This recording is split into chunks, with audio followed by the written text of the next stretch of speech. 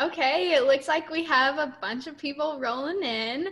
I see the participants number going up, so that's exciting. We will go ahead and wait a few more minutes, or seconds, I guess, just for a few more people to roll in. But yeah.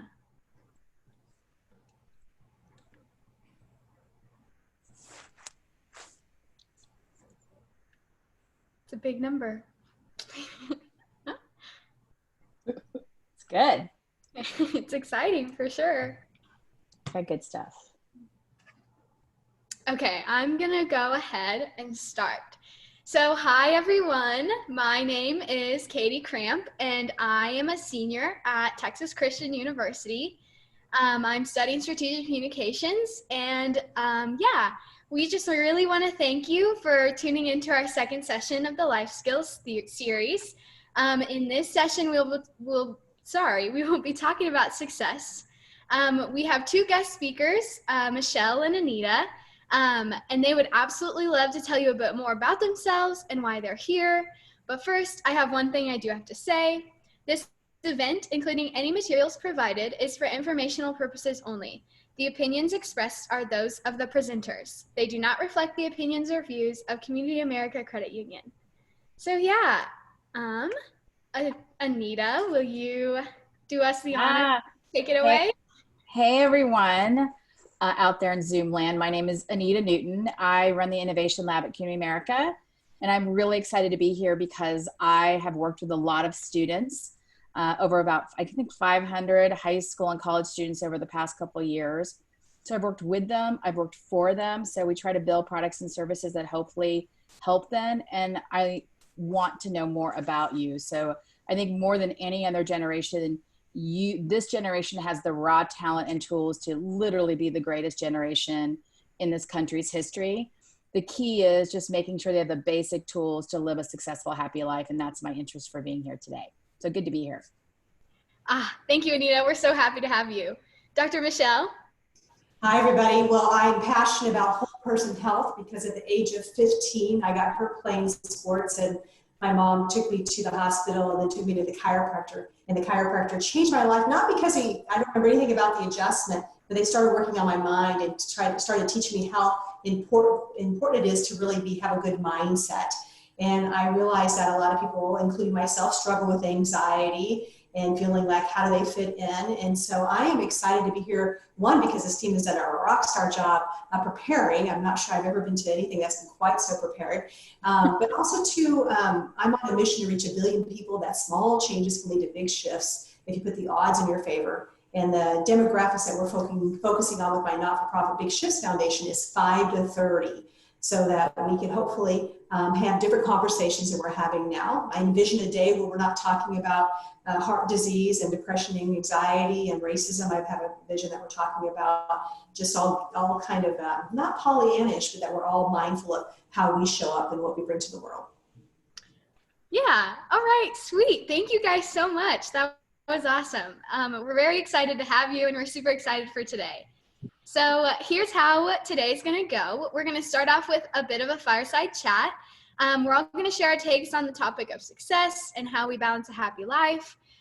We are gonna address some of the big questions that were asked from last week's surveys, including can money buy happiness? How do people stay happy? And how do you find balance between my happy life and my busy life? And then begin thinking of questions you may have for anyone on the panel. Feel free to ask them at any time because at the end we will have a Q&A that will be open to our audience, and most of the questions asked there will be answered. So yeah, from the survey last week, we had a portion where questions for this week could be asked. So we went through and summarized them into 3 main points, which I just addressed. And so now my friends will introduce themselves, and we're going to get this fireside chat kicked off. Hi everyone, my name is Morgan Prosser and I am a senior out in Mill Valley, and I'm so excited to be sharing my thoughts on success and happiness with you guys. Hey there, everyone. My name is Jerry Lewis. I'm a junior at Kennesaw State University, and I'm also very excited to share some insight about success with you guys. All right. Hi, my name is Carlos Carona. I'm a junior at the University of Chicago studying economics. And so I guess I'll start it off. So one big topic that we wanted to discuss was the topic of money and buying happiness. So this is I feel like a classic question, you know, and so we got a lot of questions from the survey last week. And so one big question that I wanted to highlight was this one in particular. The viewer, they say that money can't buy happiness, but in the real world, everything is based on money. To get food, you have to pay. To have a house or a car, you have to pay. My question is, how can I live life without money and still be happy? And so, you know, I guess for me, I'll give my take on this. So, um, in one of my economics classes, actually, we studied like this thing called the backwards bending supply curve. And so, what this tells us is that, you know, as you make more money, you will people usually tend to work more, you know, because obviously if you're making more, then you want to make more and be able to buy more stuff. But there comes a point where like you have too much money and now it's worth your time to actually work less and be able to use more of your time towards other things. And so, for example, I want to talk about this baseball player named Adam LaRoque. So Adam LaRoque, he was a White Sox player, and so what ended up happening was he was offered a contract that would have paid him $13 million. And so, you know, I don't know about you guys, but to me, $13 million sounds like a lot of money. And you know, he actually ended up deciding not to take the contract and retired early. And so, like, to me, like, that's unfathomable. Like, why would anyone ever do that? But like, it turns out that, you know, like, as a baseball player, obviously he's had big contracts before, and you know, his paycheck is obviously not going to be small. So why would he do such a thing? So it turns out that actually, what had happened was he was asked to limit time with his 14-year-old son. And so he decided, well, you know, like I've already made enough money at this point, and you know, I'm getting close to retiring anyway. So I guess I might as well just retire early and skip the $14 million. So, so like, you know, next time be a little bit more appreciative of your parents because, you know, not everyone is able to do such a thing. And so, yeah. So the final takeaway that I would take away from this story is like, you know, money matters up to a point, but you know, your happiness might come through other means, whether that be the love of your family and friends. And so, you know, there comes a point where money can only buy so much, and you know, it can't completely buy happiness. So yeah, so that's my opinion on that. Um, I think Jerry had some things to say about this too, actually. Yeah, I have lots of things to say. Thanks, Carlos. And definitely some good insight on that. I definitely resonate with the notion that no, money does not buy happiness. And I want to dive a little deeper into that actually. So for some of you, you may not know what the happy pie is, but it is a pie chart. And pretty much it depicts like where happiness comes from in your life. And pretty much 50% of your happiness is coming from genetics. So you're going to be born with genes that either make you happy or make you a good leader or make you sad. But it really is based on genetics. So, you know, talk to your parents about that. And then the next part of that pie is that 40% of your happiness comes from intentional activity. So that is good news, right? Because that means that you have a little bit of control, or at least 40% of control over your happiness. So exercising or just spending time with family, things like that, that really like generate that happiness from inside, because that's where it comes from. And then that last 10% is from life circumstances, and that is based on your demographics. So where you live, your race, all of that, that is going to be 10% of where your happiness comes from. Now, a lot of you are probably thinking like, you know, if I had an extra $1,000, like I'm sure I would be a lot happier with that. But yeah, and you know, you're right. I would be happier with $1,000, but there is a cap on it. Once you hit $75,000 like annually, that's pretty much going to cover all of your expenses. And if you're just like buying things to try and contribute to your happiness, you're going to be stuck on this treadmill. And this treadmill is actually called the hedonic treadmill. And basically the hedonic treadmill is just the idea that we are chasing rainbows. We're always chasing happiness. And whenever you're chasing this happiness, you're always going to be coming back to the same level. And it's not just with happiness, it's with sadness too. So with extreme events of happiness or positive things in your life, so say you win the lottery, you can buy all of those amazing things that you want, but at the end of the day, you're going to come back to that same level of like being plateaued with happiness. Same thing with tragic events. There will be better days and you will reach that level of happiness you once were at. So there's really no permanent gain in happiness. Happiness is internal. So can money buy happiness? No, but you can do things about it to make it better. And I know, Anita, you were saying something about like you taking a class. Do you want to share some about what you have on that? Yeah. So first of all, I think Jerry, that was like really good. And all of the things he said is based on data, it's science, not just his opinion. So I think the $75,000 level, that's based on two Nobel laureates who came up with that study. And if I can just a couple things. So first of all, everything we're talking about is going to be in a presentation, and you're going to have a ton of resources. So you don't have to take a lot of notes, just really listen and take it in. So just to underscore a couple of key points. One is, if we think about your lives, like, you know, 75,000 may seem like a lot of money, you know, when you're in school, but just these smaller things, whether it's fame, a better body, stuff, you get an initial boost of happiness, but then as Jerry said, it just comes right back down.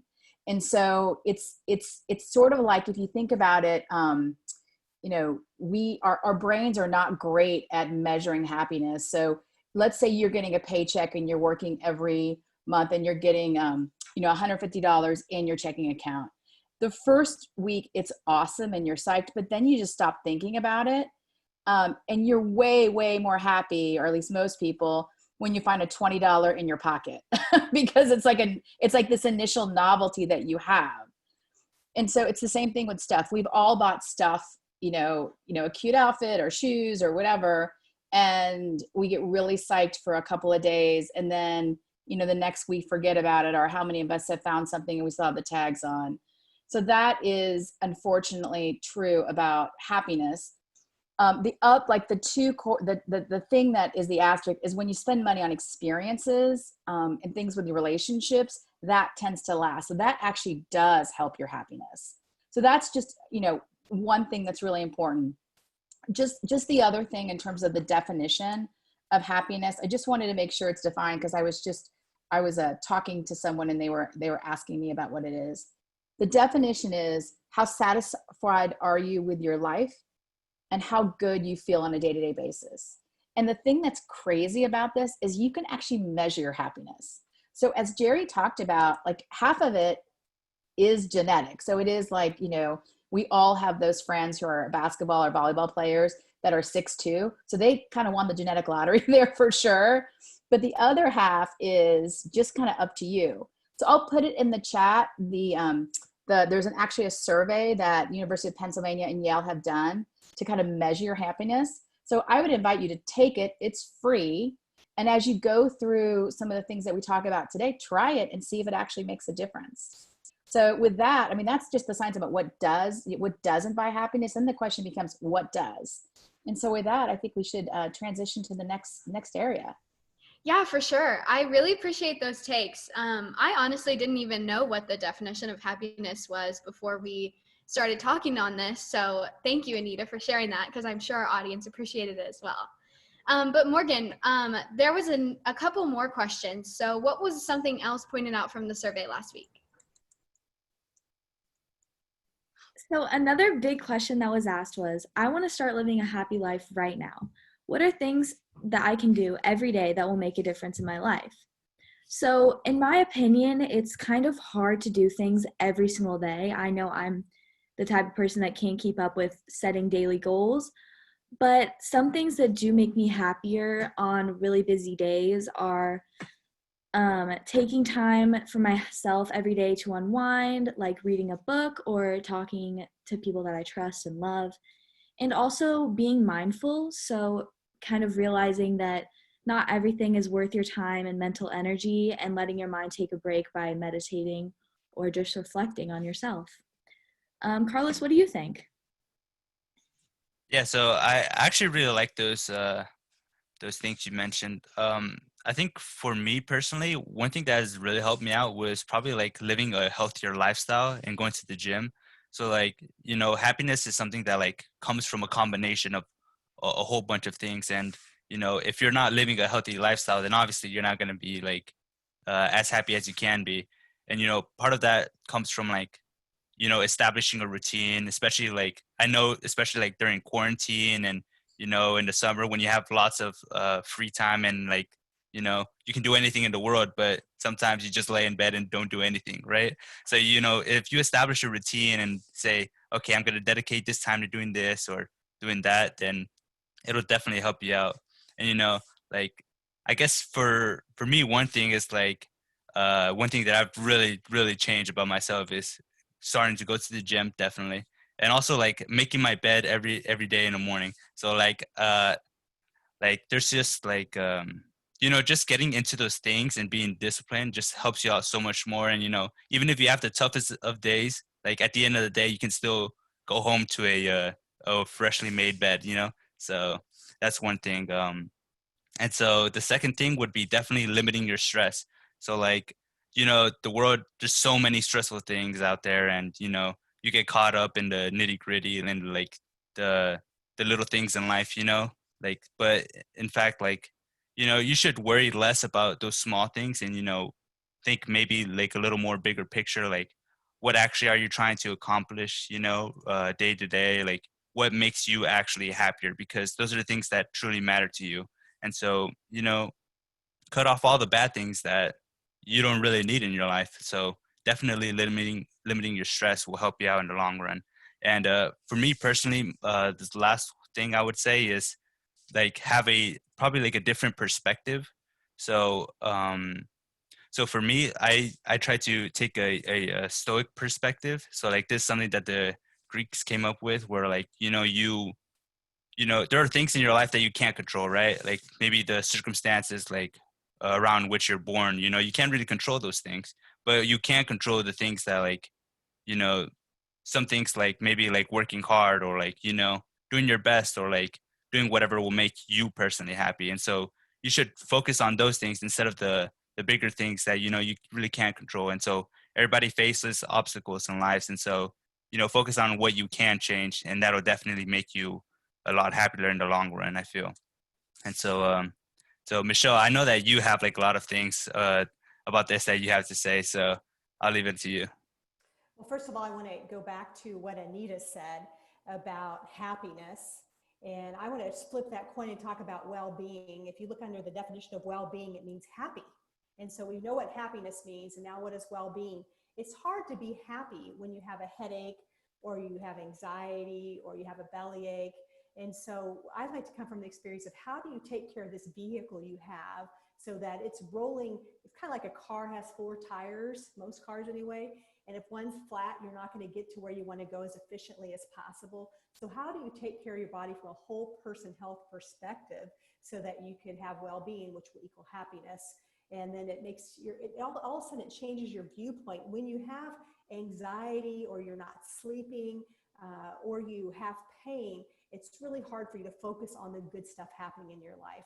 So that's one thing, is to really be clear what well-being means. We all know people who exercise a lot who aren't well, people who eat maybe a vegan lifestyle and they're not well, and maybe people who pray and meditate a lot and they're not well. It's a combination of all those. It's kind of like a waffle. It overlaps each other, and then they start to build on each other and make great things happen.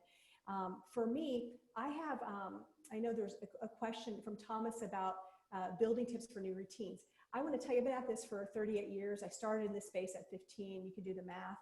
That makes me in my mid 50s. And I think about having A days, B days, and C days. I don't know about you. Think about what's an A day look like. I just gave this assignment to one of my 24-year-old new clients. I said, what's an A day look like? And so think about that from the four areas: mechanical, chemical, energetical, psycho, spiritual. So it could be that you're going to mechanically, you're going to try to get 10,000 steps a day, or you're going to go play tennis with a friend, or you're going to work on having good posture so you don't have the old lady hunch. And a lot of your generation has that text neck. And part of it is our tech neck and how we are continually looking down and how that puts so much pressure on your nervous system. And we live our life because of our nervous system. In order for our eyes to blink, in order for our ears to hear, in order for our body to digest, have bowel movements, heart to beat, move my fingers, that all comes from your nervous system. So it's important that we take care of your nervous system. And you can do that for each area. So your posture, chemical, you think about, I'm going to drink half my body weight in ounces of water a day. Maybe it's, I'm going to start eating a vegetable at each meal. That would be a good tip. Ideally to have a rock star day, it's somewhere between 9 and 11 servings of vegetables a day. I've been at this 38 years and rarely do I get 9 to 11 servings a day. So you want to think about A day, B day, C day. And then energetically, you think about when you walk into a space, are you bringing good energy? What colors are there? What's your vibration? That's what we have control over. And so it might be where, if you're going into a stressful situation, maybe you take 1 minute of a deep breath, a deep breathing. They show if you take 1 minute of deep breathing, it's like taking Valium. So it's basically free drugs and they don't cost anything. It's just breathing in and out. And then the psycho-spiritual aspect of an A day for me is that I have this 5-minute journal app that I absolutely love. One, I have horrible penmanship. People give me journals all the time. Well, I have horrible penmanship, and I'm also a little bit of a perfectionist. So if it's not neat, I have to rewrite it, which, for me to write something, I got to write really slow to be halfway legible, and my mind goes way faster than I can write neat.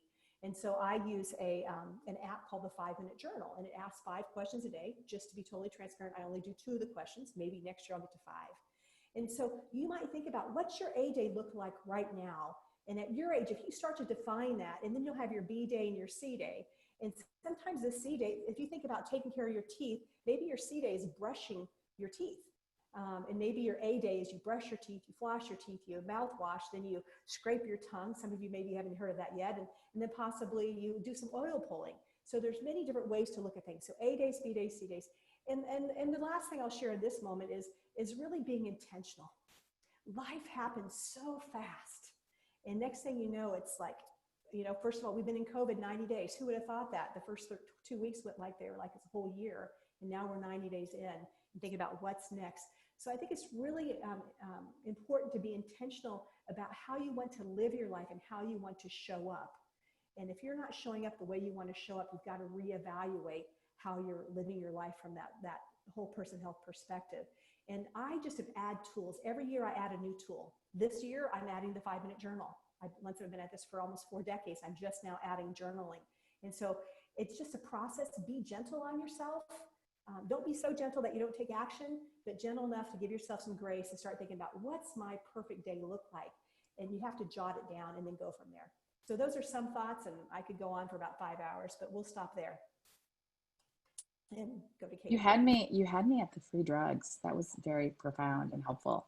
So I just want to add, I think that just the 2 things is what I love about what Michelle said is you think about happiness. It's like it almost feels like you need to have a facelift if you're having a bad day. But I do think 1 minute, what Michelle said is what I do is I will take 5 breaths, shorter in, longer exhale. If I do that 5 times, I will do it like 10 or 12 times a day, because I have a stressful, work gets stressful.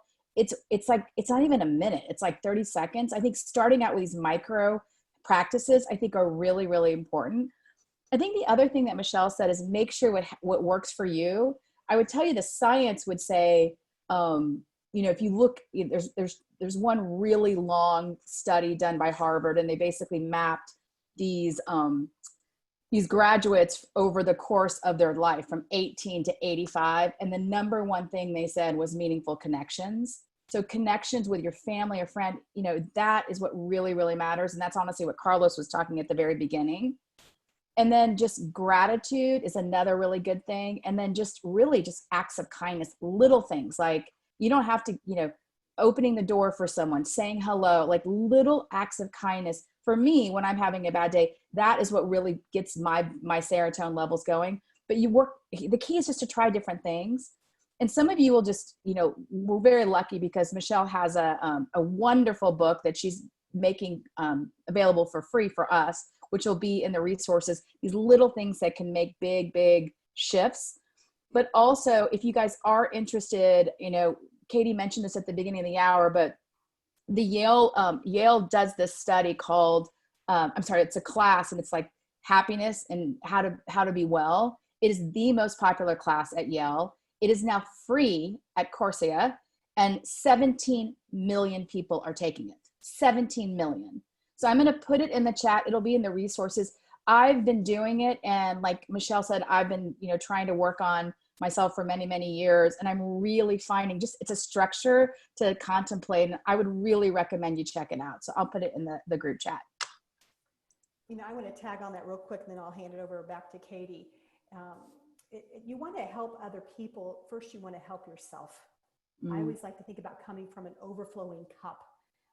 People always say to me, how do you go to the office and see patients for 10 hours in a row and then go do this or that?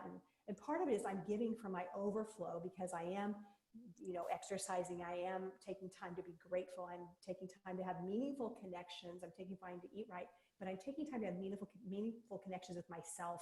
And I did not do that at your age, because I was looking outside versus looking in.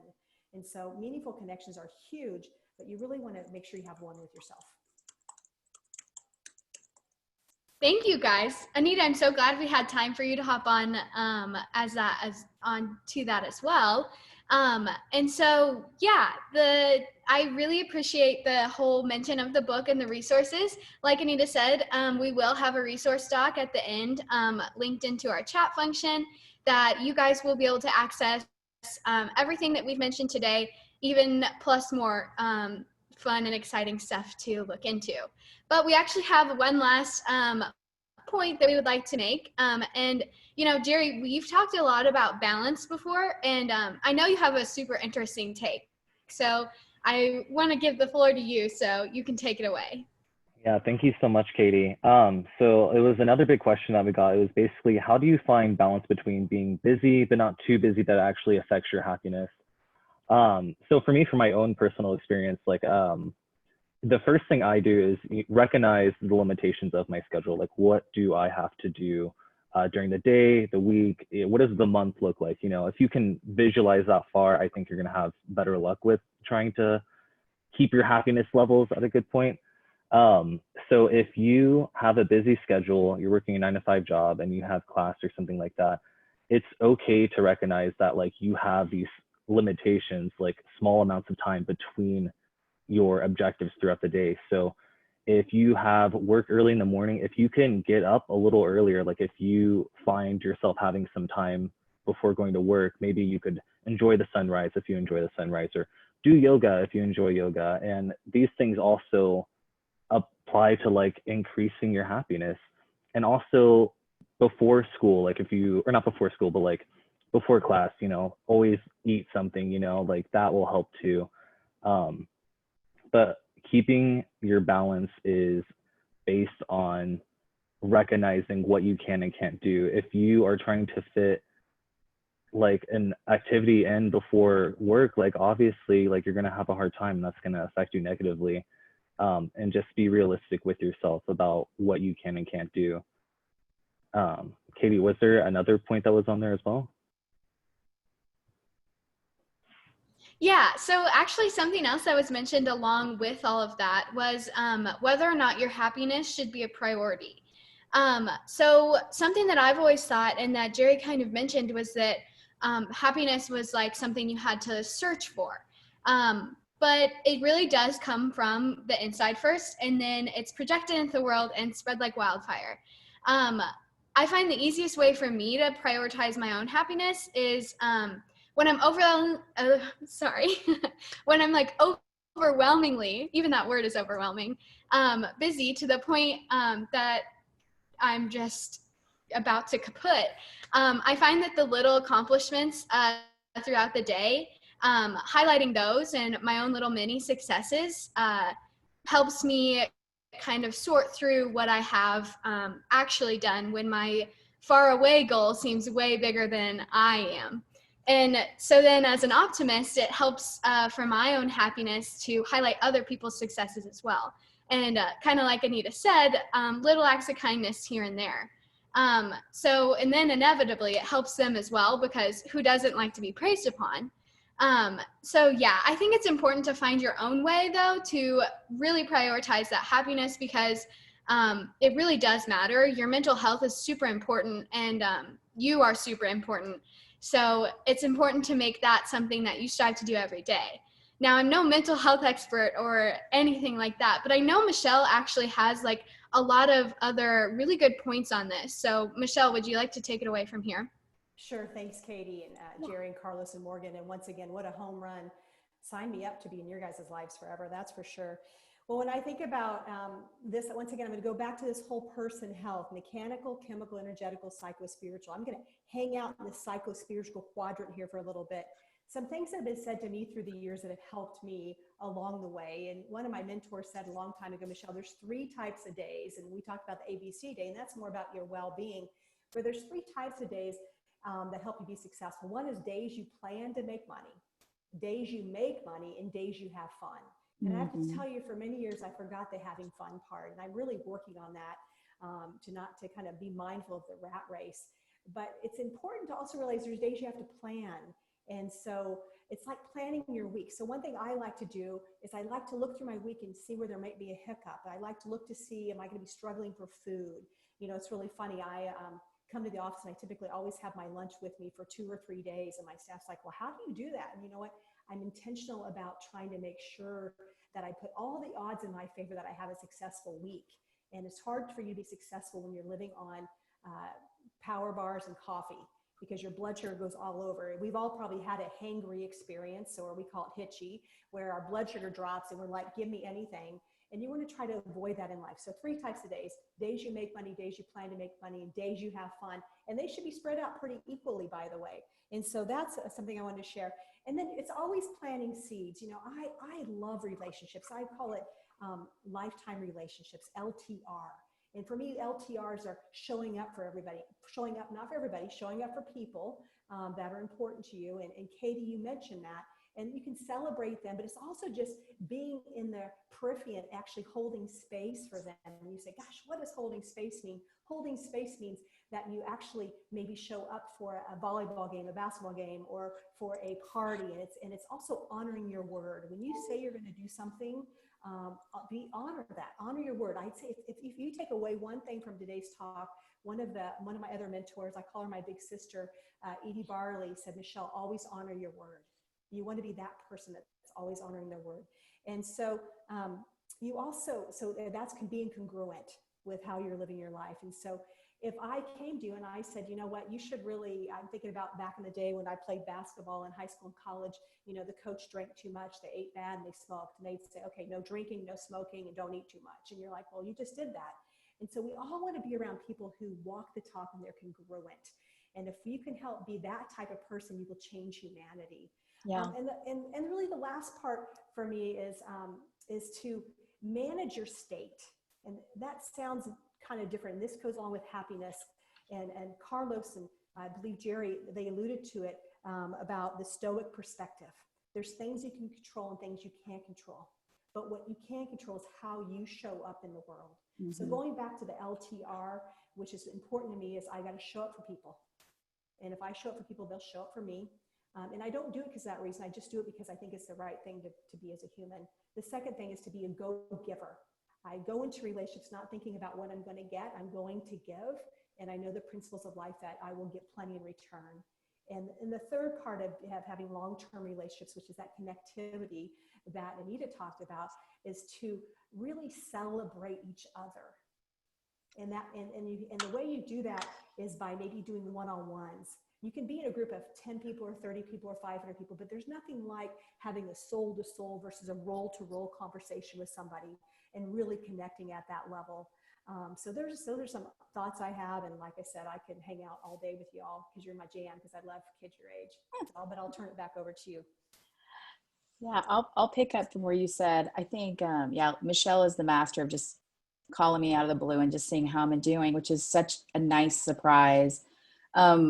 I wanted to give a couple like really practical tips that have helped me.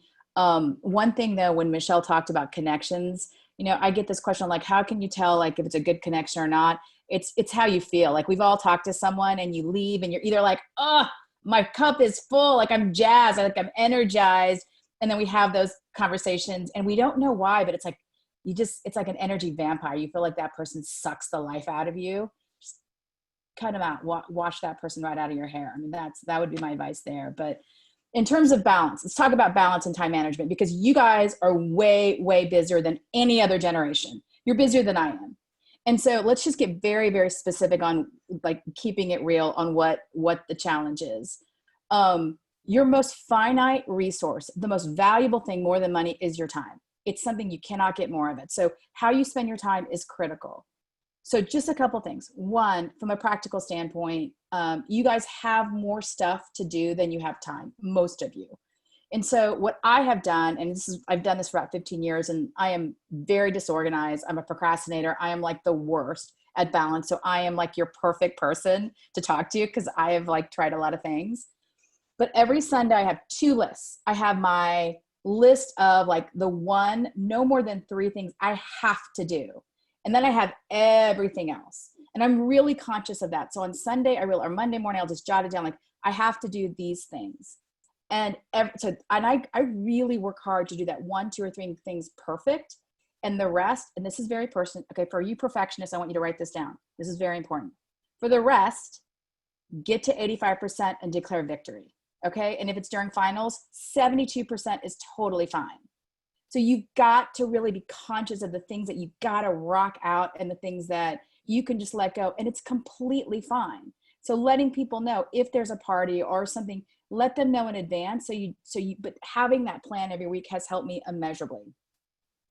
The second thing for you is, I don't know how many procrastinators out there.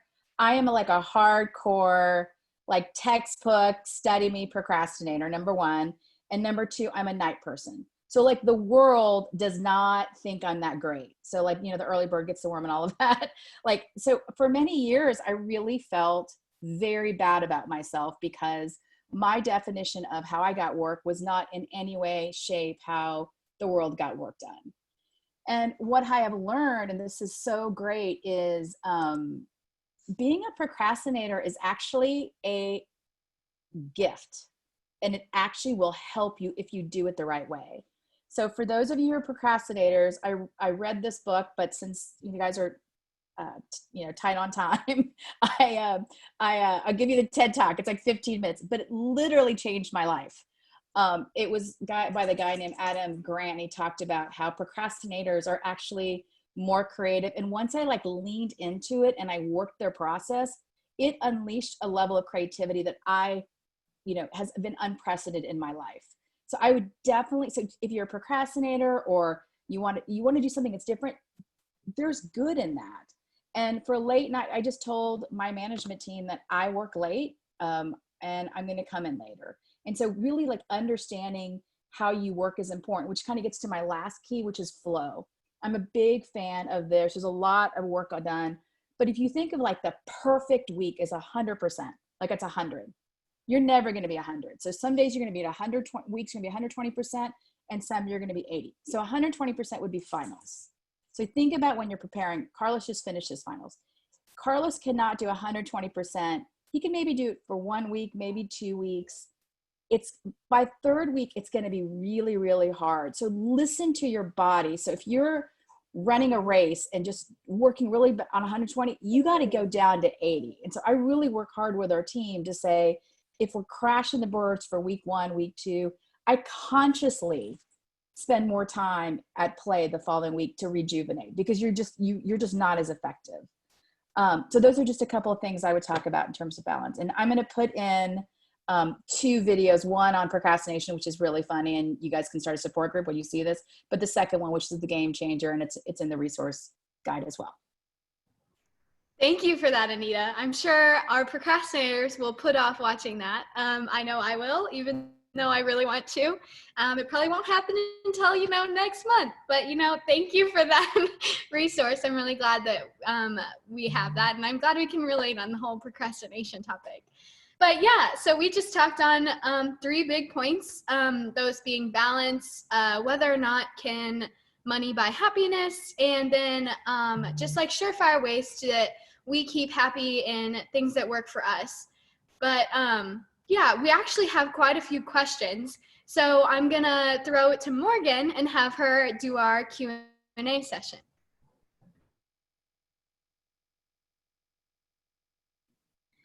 Thank you, Katie. So the last thing we wanted to do today was open the discussion up to the audience and address any questions that may come up for Anita and Michelle. And even if our team wanted to give us some input as well on these questions. So the first question came in from actually last week's survey and is more directed towards Anita and Michelle. What suggestions do you have for maintaining a successful work/recreation balance after experiencing it yourself? Go ahead, Michelle. No, go for it. You know, I probably the biggest thing is managing your calendar, putting yourself on the calendar. And for me, you know, I have patients that I have my staff sees my calendar, my personal calendar, as well as my business calendar. And if I don't put myself on my calendar, they just see it as white space. And so then they'll add something, and I'm like, oh my gosh, how am I going to get from there to there?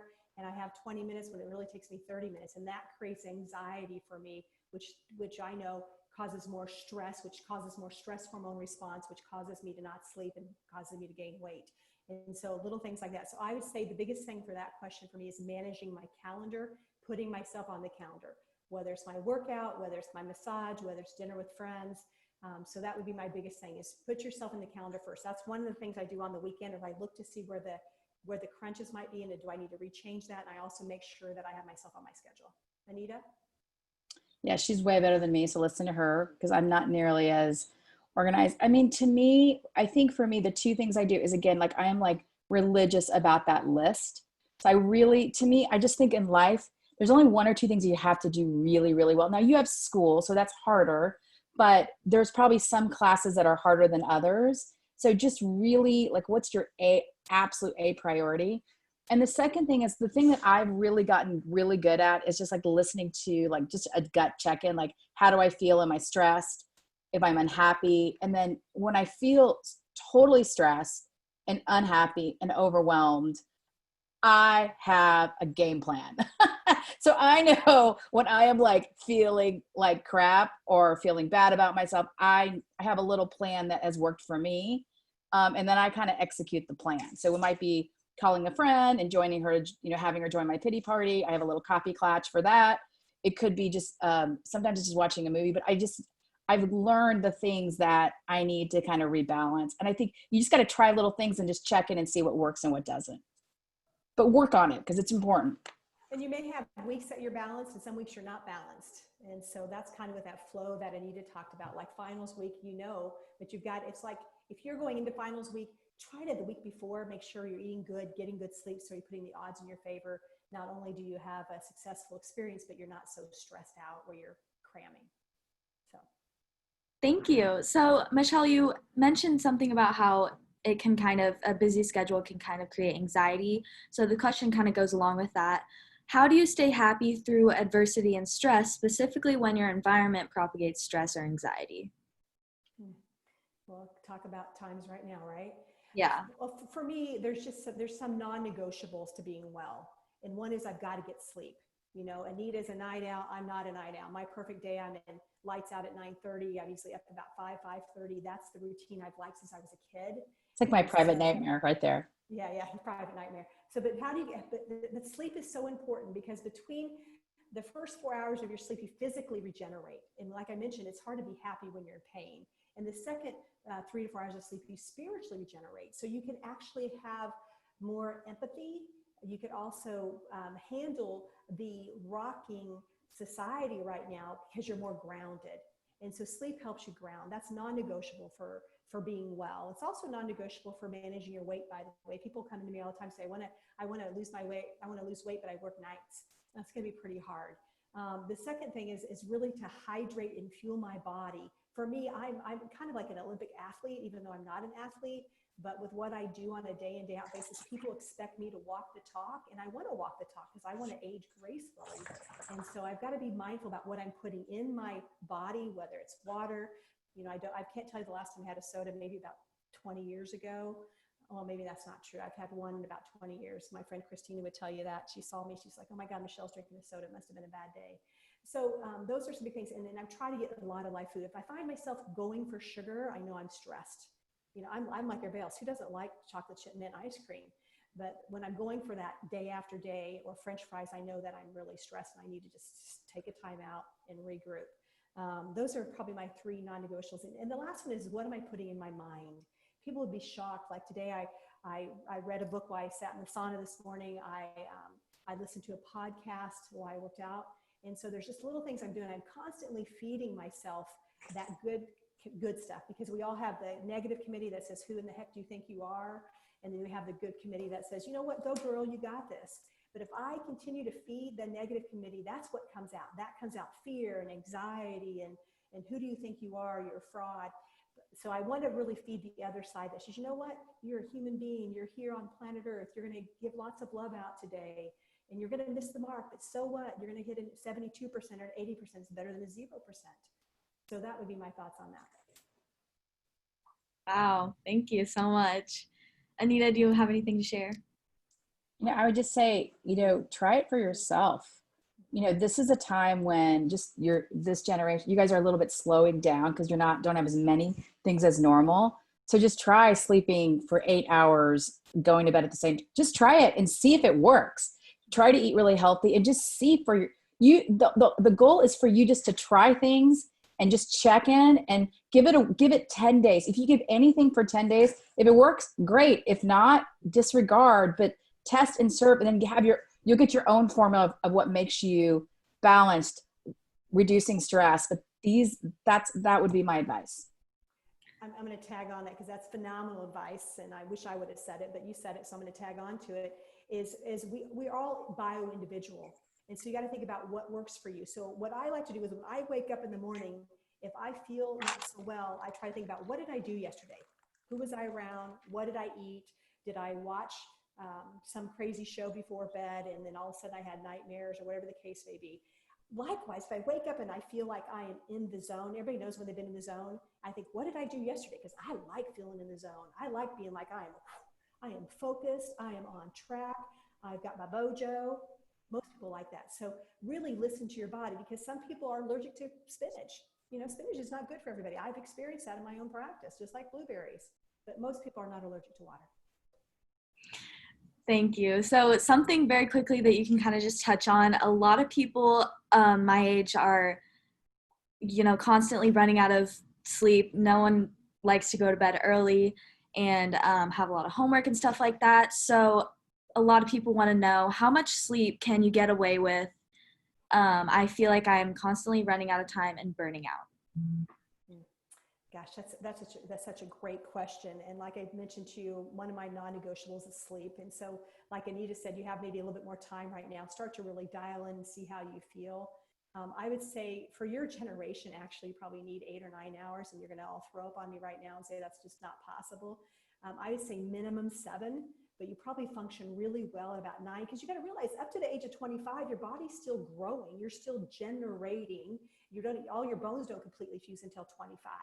And so your body's in this mode of growing.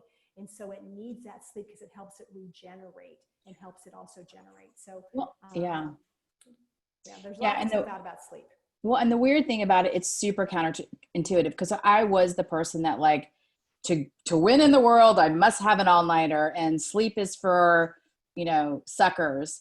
I thought that for a long time. And it's weird now that I do prioritize sleep, I'm way more productive. Whereas before I thought if I pulled an all-nighter or if I worked all the way, I would be more. But I find that if I get my 7 hours, then my level of productivity and the quality and the quantity of work is much greater. So it was so odd for me to change it, but you should try it and see.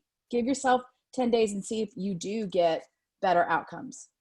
Well, and you retain stuff, so you're not reading the same chapter over and over because you can't retain it because you just don't have the bandwidth. Thank you. So another question is, what are some strategies or tips for people that are not naturally optimistic? Mm-hmm. For example, if someone sees the glass as half empty, how can they change their mindset? Yeah, I would say, I have family members that are like that. And so we work on that all the time. So we could start a support group. The best thing that I would say is, by the way, it's hard, but I do think this notion of gratitude really does work. If you just, when you're feeling like, when I do, like, and I, like, if I'm just really unhappy about something, if I can start, well, at least I am, and a lot of times I will write it down. Like, at least I have this, at least I have food, at least I have my dogs, at least, and just these acts of gratitude and just putting that really helps me.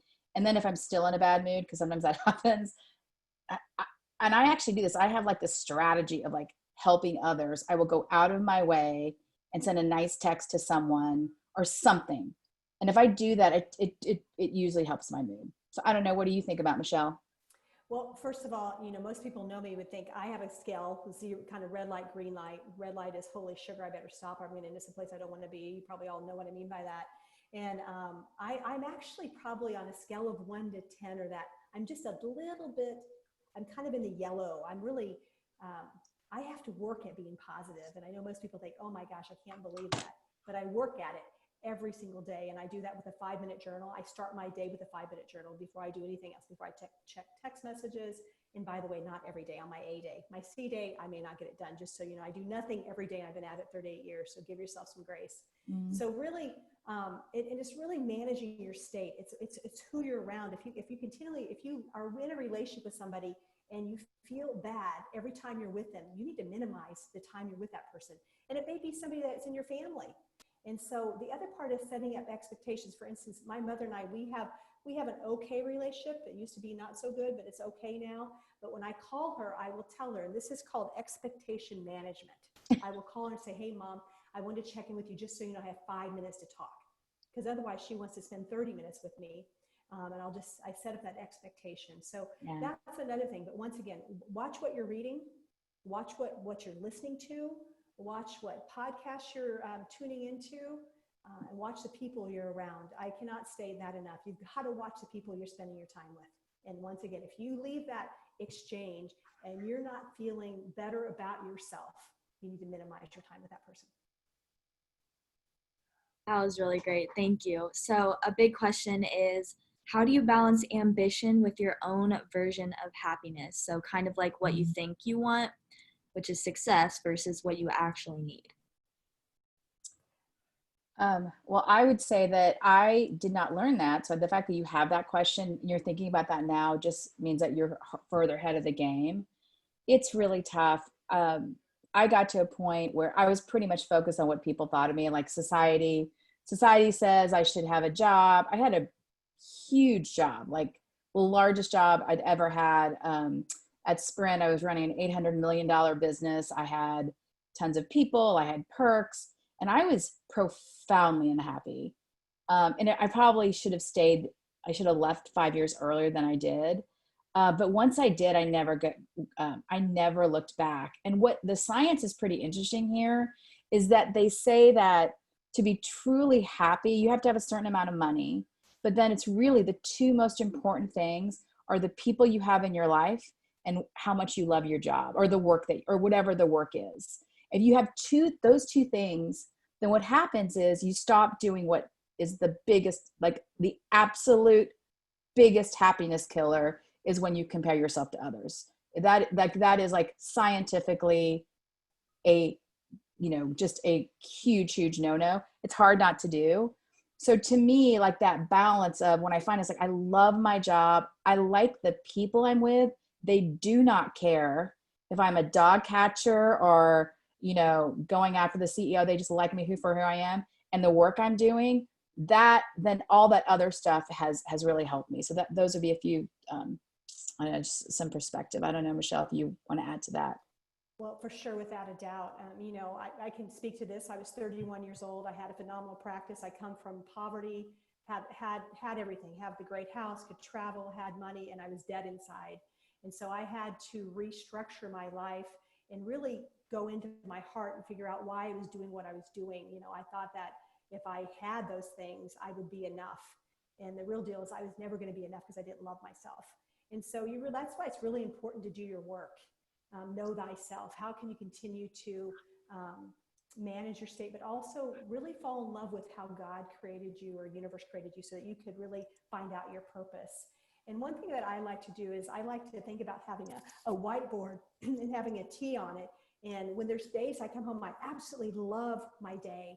I think about what did I love about my day? I love that day that I got to kind of coach a young person. I love that day because I was so focused and I wasn't distracted. I love that day because I felt good. And if I have days I don't like, I think, why didn't I like that day? I'm doing things that I don't love.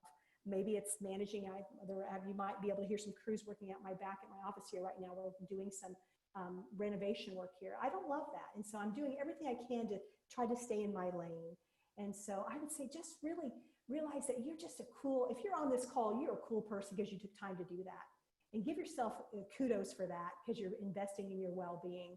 And that's number one, is just really try to figure out what jazzes you up. So, and finding a rhythm for your life will make a big difference. All right, thank you guys so much. That's about all the time we have for questions today.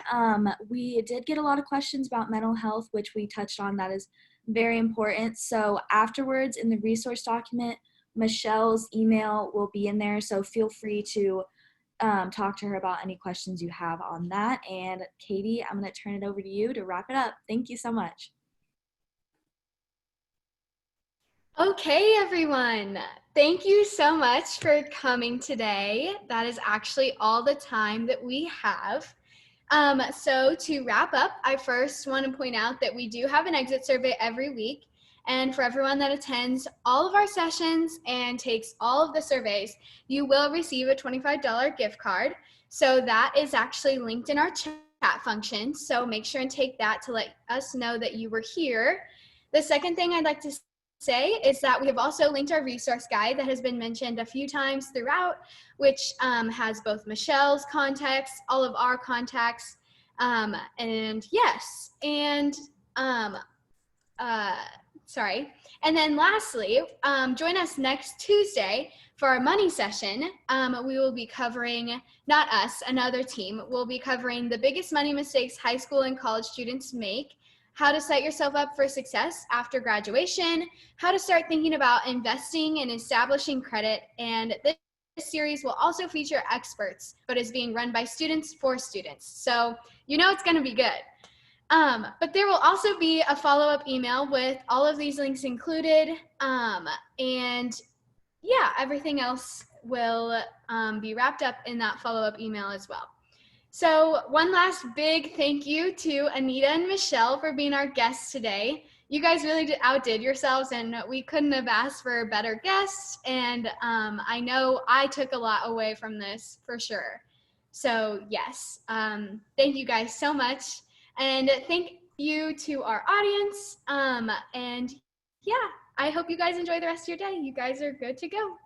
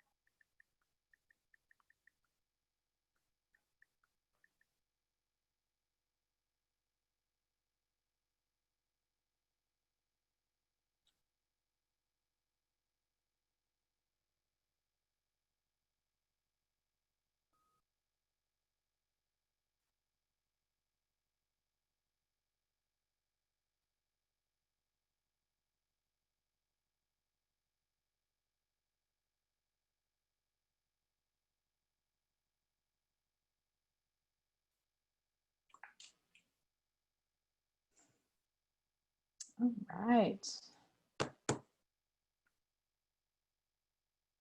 Hey, Anita, well,